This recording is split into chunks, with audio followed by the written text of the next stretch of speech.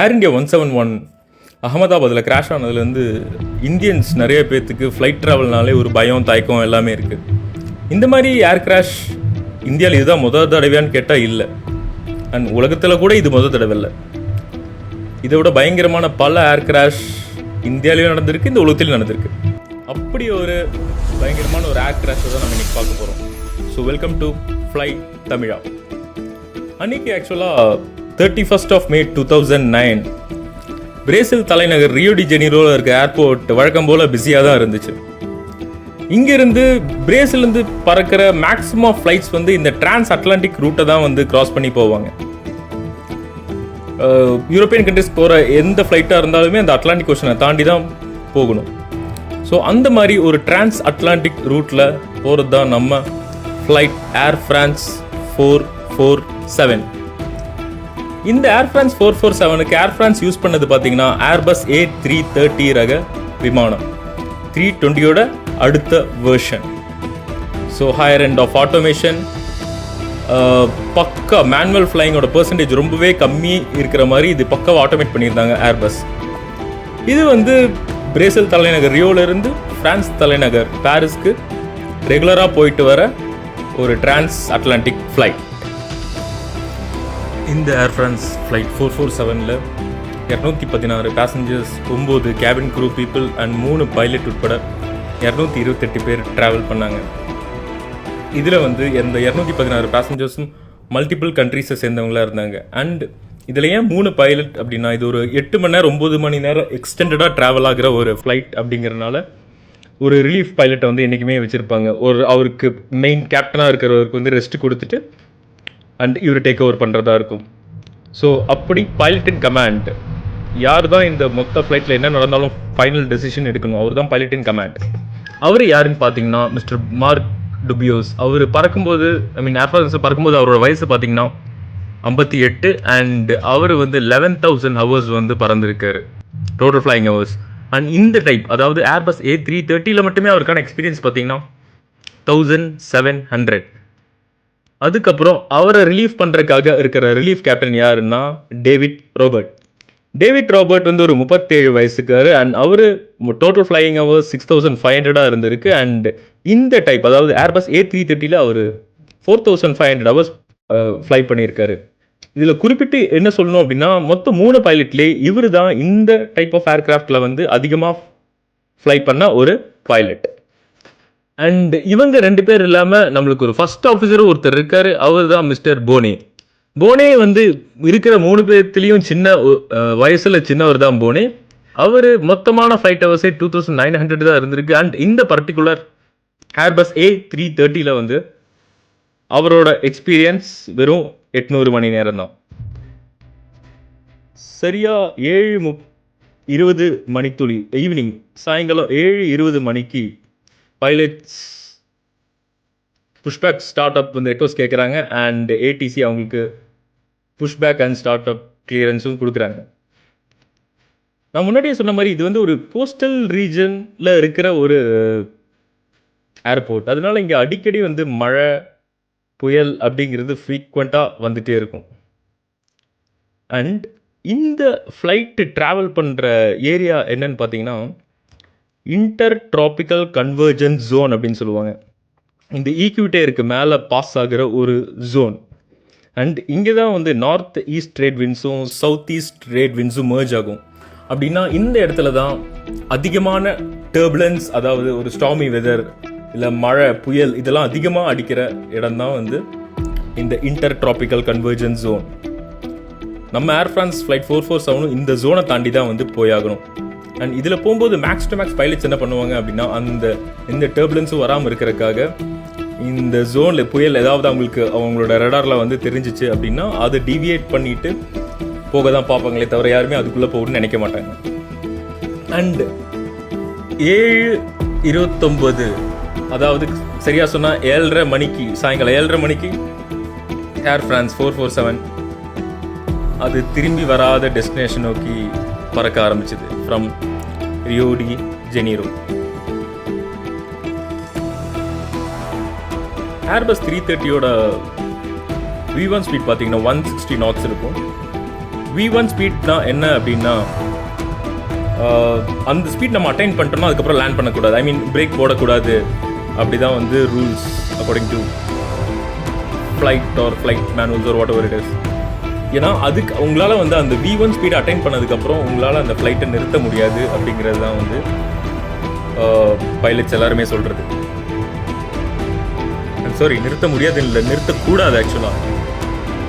ஏன்னா கண்டிப்பாக அந்த டைமில் நிறுத்தணும் அப்படின்னா ஃப்ளைட் கிராஷ் ஆகிறதுக்கான எல்லா சான்சஸுமே இருக்குது.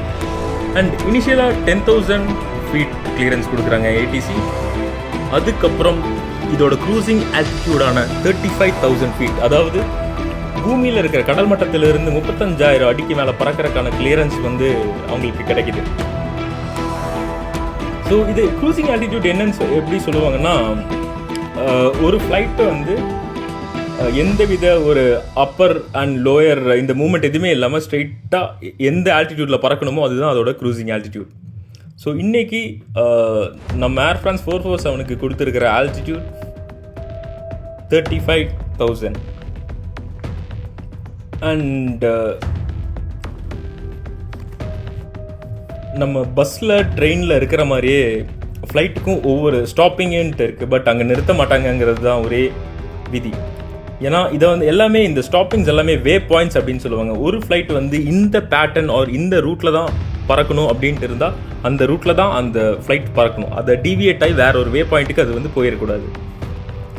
இந்த மாதிரி வே பாயிண்ட்ஸ் கனெக்ட் பண்ணி தான் வந்து ஒரு ஃப்ரம் அரைவல் டு டிபார்ச்சர் அவங்க கால்குலேட் பண்ணுவாங்க. அண்ட் அந்த ஃப்ளைட் எப்படி போகணும், எந்த வே பாயிண்டில் போகணும் அப்படிங்கிறதும் டிசைட் பண்ணிவிட்டு இனிஷியலாகவே வந்து மேப் போட்டு அந்த நேவிகேஷன் டேட்டாவில் வந்து ஃபீட் பண்ணியிருப்பாங்க.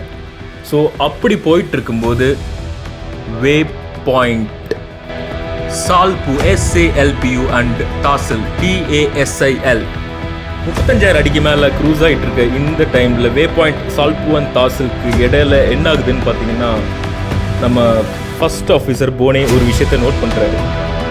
அவரோட ஏர் ஸ்பீட் ரீடிங் வந்து ஃப்ளக்சுவேட் ஆகிட்டு இருக்கு.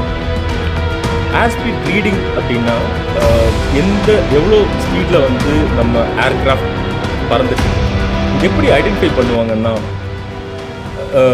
ஏர்பிளேனுக்கு கீழே ஒரு சின்ன பைப் மாதிரி ஒரு விஷயம் இருக்கும், அது பேர் பீச்சர் டியூப். அந்த பீச்சர் டியூப் வழியாக ஏர் இன்வர்ட் ஏர் உள்ளே வரனால அதோட ப்ரெஷரை கால்குலேட் பண்ணி அதை கன்வெர்ட் பண்ணி தான் அந்த மானிட்டர் வந்து உங்களுக்கு இந்த ஸ்பீடில் பறந்துட்டுருக்கும் அப்படிங்கிறது காட்டும். ஸோ இவரோட ஃபர்ஸ்ட் ஆஃபீஸர் போனே அவரோட ஏர் ஸ்பீட் வந்து ஃப்ளக்சுவேஷன்ஸில் காட்டோன்னே அவர் என்ன பண்ணுறாரு அப்படின்னா, த்ராட்டில் புஷ் பண்ணுறாரு மேக்ஸ்க்கு. க்ரூஸில் இருக்க வேண்டிய த்ராட்டில் வந்து அவர் மேக்ஸ் அப்படின்னா டோகான்னு சொல்லுவாங்க, take off go round throttle, very high throttle.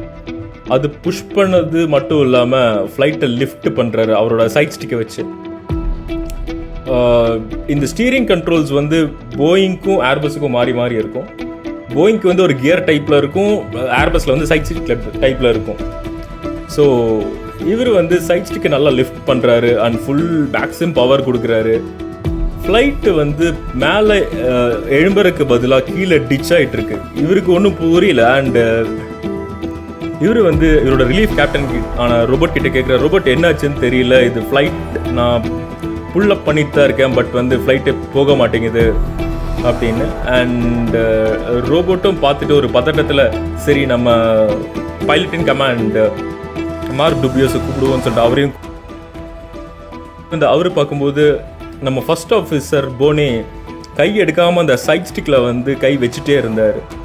So aircraft வந்து ஓவர் லிஃப்ட் ஆச்சு அப்படின்னா அது ஸ்டால் கண்டிஷனில் வந்துடும். ஸ்டால் கண்டிஷன்னா என்னன்னு பார்த்தீங்கன்னா, அந்த ஆல்டிடியூடில் அதனால அந்த வெர்டிக்கல் அந்த பொசிஷனில் வந்து ஏர்க்ராஃப்ட்னால பறக்க முடியாது. பறக்கிறதுக்கான எந்த வித ஒரு ஏர் ப்ரெஷரும் அதுக்கு கிடைக்கல அப்படிங்கிறது தான். ஒன்ஸ் ஸ்டால்லேருந்து ரெக்கவரி பண்ணணுன்னா ஒன்று தான், நோஸ் டைவை கொண்டு வரணும். நோஸை கீழே கொண்டு வந்தால் அதோட ப்ரெஷர் பேலன்ஸ் ஆகிட்டு ஏர்பிளேன் பறக்க ஆரம்பிக்கும். இவர் தெரியாமல் பதட்டத்தில் இந்த சைட் ஸ்டிக்கை வந்து புல் பேக் பண்ணி அது மேலே லிஃப்ட் ஆகி அப்படியே ஸ்டால் ஆகிட்டு. ஸோ இந்த மாதிரி போனே சைட் ஸ்டிக்கை புல்லப் பண்ணிகிட்டு இருக்கிறத பைலட் இன் கமாண்ட் மார்க் டுபியஸ் பார்க்குறாரு. உடனே அவர் என்ன பண்ணுற, டோன்ட் புல் டவுன் அப்படிங்கிற மாதிரி சொல்கிறாரு. உடனே வந்து இவர் சைட் ஸ்டிக்கை ஃப்ரண்ட்டில் கொண்டு வர்றாரு. ஃப்ளைட் அப்படியே டிச் ஆகுது. பட் என்னென்னா அவங்க அந்த டெசிஷன் எடுக்கிறதுக்கு ஆன டைம் வந்து 10 அப்படின்னு தான் சொல்லணும். ஏன்னா அவங்க அந்த டெசிஷன் வரும்போது 1000 ஃபீட் தான் இருந்தாங்க. ஸோ அவங்களால எந்த டெசிஷனுமே எடுக்க முடியாமல் 228 பேசஞ்சர்ஸோட ஏர் ஃப்ரான்ஸ் 228 கடலுக்குள்ளே மூழ்கிச்சு. எதனால இந்த கிராஷ் நடந்துச்சு அந்த டெப்ரிஸை பார்க்குறக்கு வெரி நெக்ஸ்ட் டே வந்து ஏர் ஃப்ரான்ஸை சேர்ந்தவங்களும் பிரேசிலில் சேர்ந்த ஆர்மி ஆஃபீஸர்ஸ் எல்லாருமே வந்து சர்ச் பண்ணி பார்த்தாங்க. பட் அவங்களால வந்து ஒரு விங் டேப் அண்ட் ருடரோட டெப்ரிஸ் மட்டும் தான் கிடைச்சதே தவிர மெயின் விஷயமான காக்பிட் வாய்ஸ் ரெக்கார்டோ ஒரு ஃப்ளைட் டேட்டா ரெக்கார்டரோ அவங்களுக்கு வந்து கிடைக்கல. ஏன்னா அது ரெண்டுலேயுமே தான் லாஸ்ட் 45 மினிட்ஸ் அந்த ஃப்ளைட்டில் என்ன நடந்திருக்கு அப்படிங்கிறது அவங்களுக்கு தெரிய வரும். அண்ட் 2 வருஷம் கஷ்டமான சர்ச்சுக்கு அப்புறம் அந்த காக்பிட் வாய்ஸ் ரெக்கார்டும் ஃப்ளைட் டேட்டா ரெக்கார்டும் அவங்களுக்கு கிடச்சிது. அதை அனலைஸ் பண்ணவங்களுக்கு காத்திருந்தது ஒரு பெரிய அதிர்ச்சினே தான் சொல்லணும். இன்ஃபேக்ட் போனேயோட ஸ்பீட் ஃப்ளக்சுவேஷன் காரணம் அந்த பீட்டோ டியூப்பில் இன்டர்ட்ராபிக்கல் ஜோன் கன்வர்ஜன் ஜோனில் இவங்க ட்ராவல் பண்ணும்போது அந்த பீட்டோ டியூப்பில் உண்டான ஐஸ் கிறிஸ்டல்ஸ் தான் வந்து ஒரு ப்ராப்பரான ஏர் ப்ரெஷரை வந்து உள்ளே கொடுக்காம நம்ம போனே ஃபர்ஸ்ட் ஆஃபீஸர் போனேயோட ஏர் ஸ்பீடை வந்து டிஃப்ரென்ஸாக காட்டுச்சு. பட் அதை வந்து இது பீட்டோ டியூபோட மிஸ்டேக்கானே தவிர பட் பிளேன் வந்து ஆக்சுவல் ஸ்பீட் அதோட க்ரூசிங் ஸ்பீடில் தான் வந்து போயிட்டு இருந்துச்சு. இதை வந்து அவர் தெரியாமல் மிஸ் இன்டர்பிரேட் பண்ணி பிளேனை வந்து லிஃப்ட் பண்ணனால அது ஸ்டால் கண்டிஷனுக்கு போச்சு. இன்னொன்று என்னென்னா இந்த 3 பைலட்ஸுமே இதுக்கு முந்தின நாள் இரவு வந்து பயங்கர பார்ட்டி பண்ணியிருந்தாங்க அவங்க கேர்ள் ஃப்ரெண்ட்ஸோட ஒய்ஃபோட. ஸோ 3 பேருமே சரியாக தூங்கவே இல்லை. இந்த மாதிரி ஒரு கிரிட்டிக்கலான சுச்சுவேஷனில் வந்து அதிகமாக எக்ஸ்பீரியன்ஸ் இருக்கிற ரோபோட் வந்து கையில் எடுத்துருக்கணும். அவர் டேவிட் ரோபோட் கையில் எடுக்காமல் போனேவே ஹேண்டில் பண்ண சொன்னது தான் அதுவும் ஒரு இந்த தவறுக்கு வந்து காரணம் அப்படின்னு சொல்லுவாங்க. ஸோ இவர் வந்து இந்த பதட்டத்தில் சைட் ஸ்டிக் அப் மேலே பிடிச்சிட்டே இருந்தனால ஃப்ளைட்டு வந்து ஒரு ஸ்டால் நிலைமைக்கு போயிட்டு அதுக்கப்புறம் அந்த ஸ்டாலில் இருந்து ரெக்கவரி பண்ணவே முடியாமல் கடலுக்குள்ளே டிச் ஆச்சு. ஸோ இதுதான் 228 பேர் இறப்பதற்கு காரணமாக இருந்த ஒரு நிகழ்வு. ஸோ ஒவ்வொரு ஃப்ளைட் ஆக்சிடெண்ட்டும் நம்மளுக்கு ஒவ்வொரு பாடம் தான். அண்ட் இந்த மாதிரி ஃப்ளைட் ஆக்சிடென்ட்ஸ் உங்களுக்கு ஏதாவது தெரிஞ்சால் கமெண்ட் பண்ணுங்கள். அண்ட் நெக்ஸ்ட் நான் எந்த ஃப்ளைட் ஆக்சிடெண்ட்டை பற்றி பேசணுங்கிறது கமெண்ட் பண்ணுங்கள். And this is my first video. Initial flaws இருக்கும். அடுத்தடுத்த வீடியோஸில் நான் கண்டிப்பாக இம்ப்ரூவ் பண்ணிக்கிறேன். தேங்க்யூ.